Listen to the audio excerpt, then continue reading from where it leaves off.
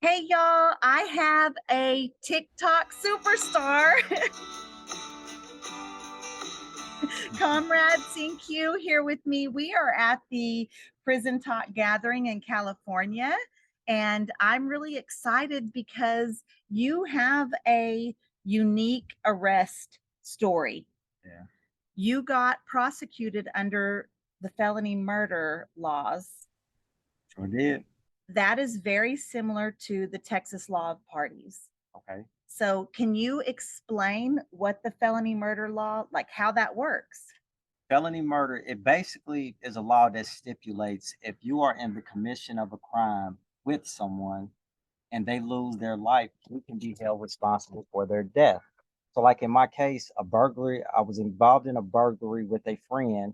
My friend was killed by the homeowner, and I was charged with his murder and given 60 years. And I didn't learn about that law until the night that I got locked up for it.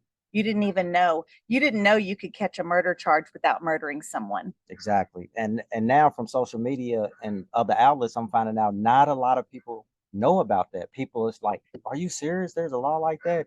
It's not well known. And people get life sentences and even life without parole on felony murder and the Texas law of parties. I was incarcerated, Comrade, with so many women that were serving life sentences or 50-year sentences on that law of parties when they didn't actually commit the crime. So Texas has been pushing to get rid of that law. Where were you charged out of? In Indiana, and Indiana is still on the books, and there is no like dialogue in regards to changing it. And when I was locked up, Michigan had outlawed theirs because I was trying to use some of the arguments made in the Michigan case in my case to get it overturned in Indiana, but I failed at that. But and then I realized how many people when I got to prison, how many people were locked up for it.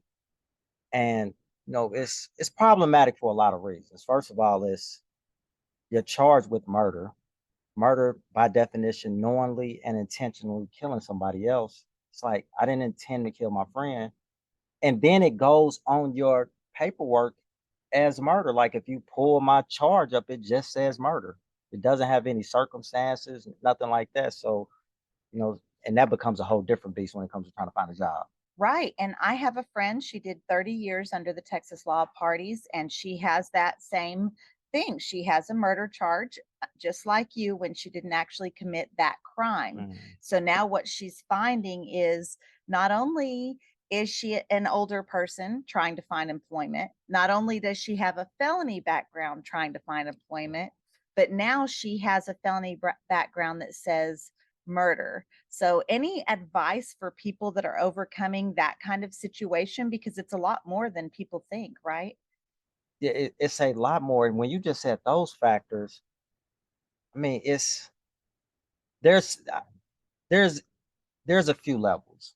First, it's legislatively, it needs to be reevaluated because, like, I go into a lot of times I don't even get to the interview process because as soon as they see murder, I don't get the chance to explain, hey, it was felony murder. I never killed anybody, and the jobs that I did end up getting were ones where I was preemptive and like talk to the manager before and let them. This is what you're gonna see. So let me explain what it is, but it can be very difficult. I mean, you just got to stay on the grind and just, do what you can, but it can get rough. And in a case like that is, just you have to be proactive. You get knowing how to, the game, that's the way that the game is now. So just knowing that, hey, sometimes I got to, make an extra effort to try to touch bases with people to put things in context. And it's sad with the factors you just laid out, there should be elements that are, implemented within the system to make people that have those type of that are walking out of prison with those type of factors involved. There should be something more thought in regards to how do we position this person to be able to make a life for themselves, because that's horrible. It's really hard, and I think it's one more way that our community has kind of failed this group of people, right? We're like felling a whole group of people before they even make it to prison. And if we had, as a community, come together and put our resources and time and money into certain communities, that would prevent a lot of crime. Prison's not preventing crime. And then in the same sense, we owe it to the people that we have imprisoned for umpteen years, Yeah. to help them a little bit more. I was having a conversation a few days ago because a guy had asked me about reentry, and I was a reentry clerk for 7 years, so I seen what the curriculum looked like, and I'm teaching it because the reentry lady, she was getting ready to retire. She had checked out, so I was pretty much doing the whole thing. And what struck me about it was, okay, like in Indiana, you get everybody has to take the reentry course. It's 2 week course, before you get out. Normally, it's within the last 2 months that you ready to get out. But as people can be locked up for 15, 16, 17 years, and then you give them reentry 2 months before they get out. And reentry should start when you get locked up, because how you utilize your time locked up is going to influence what your reentry looks like. So it's like, they get in a reentry class and we asking all these big questions about, what are you passionate about? What's your purpose? What do you want to do in life? And we should have been asking that at the top of their sentence and giving them time to think about it. That's a disservice. I think you're making some excellent points, because when you're in the system and you kind of get caught up in the prison lifestyle, prison politics, Yep. when in Rome type of attitude, in a sense, you lose part of who you are. And you almost actively do that as, to protect your spirit and your for me, leaving my kids at home, or for other people leaving their family or their jobs, all of that, and you kind of submerge yourself too much, you can easily do that.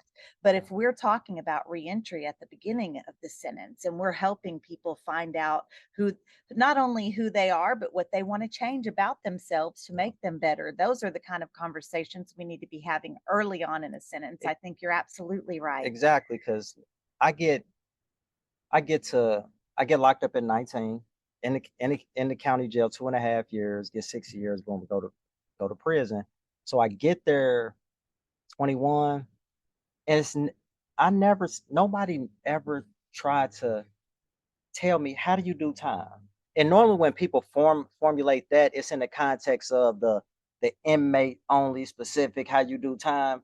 But there should be something that tries to drive people in a certain direction when they get locked up. Is how to do your time in a productive way in order to walk out of here an upgraded version of yourself. No, nobody ever talked to me, and I was a kid, and I was seeing several people just like me in there. Nobody ever, this is some things maybe you want to start to do, and so you can do the time well and gain some. You got to get that on your own.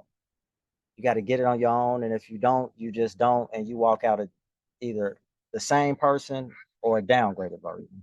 Because not everybody's equipped to get that on their own. Not Exactly. everybody has those resources within themselves, or has been on a track that even gets your mind thinking that direction. So Yeah.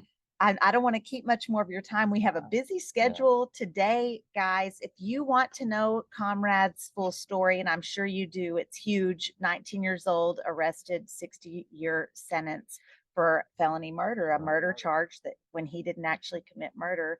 Make sure and follow him. I'll put all his locations in the description of this video. I appreciate you. Appreciate you, sir.